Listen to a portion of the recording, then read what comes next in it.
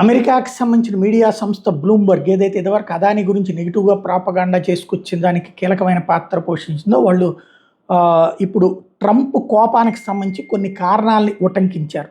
ఇందులో ఏంటంటే 35 నిమిషాలు నరేంద్ర మోడీ మొన్న ఆపరేషన్ సింధూర్కి టైంలో మాట్లాడాడు 17 జూన్ టైంలో.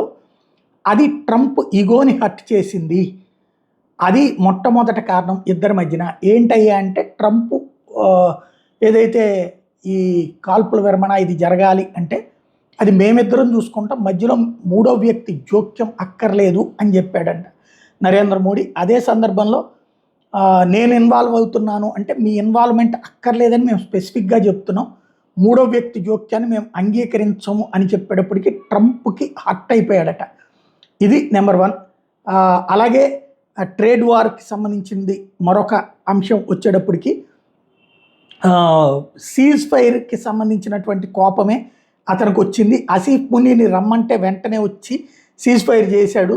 అదే భారత్ వచ్చేటప్పటికి మేము చెయ్యమని చెప్పింది. అది ఇంకో కోపానికి కారణమైంది.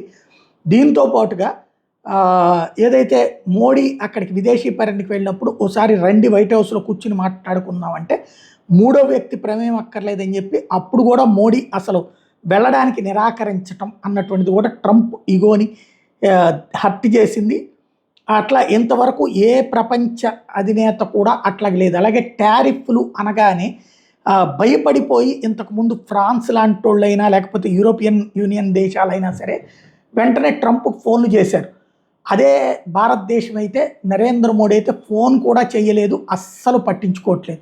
ఇవన్నీ కూడా అతనికి వ్యక్తిగతంగా హర్ట్ అయ్యి కావాలని వేటాడుతున్నాడు అన్నటువంటి పాయింట్ని, దాంతోపాటు F-35 యుద్ధ విమానం, F-16 యుద్ధ విమానాలకు సంబంధించి ఎదురైన సమస్యల్ని ఇండియా దాచేయాలని ట్రంప్ కోరుకున్నాడు. కానీ అది ఓపెన్ అయ్యేటప్పటికి దాని ఇంపాక్ట్ ఇండియా కావాలని చేసింది అన్నటువంటి ఫీలింగ్ ఉంది. రష్యాని దూరం పెట్టమని ట్రంప్ అంటాడు, అది కుదరదని చెప్పేసి ఇండియా చెప్తోంది. అది ట్రంప్ని హర్ట్ చేస్తోంది. అందుకనినే అంత మొండిగా వ్యవహరిస్తున్నాడని చెప్తోంది.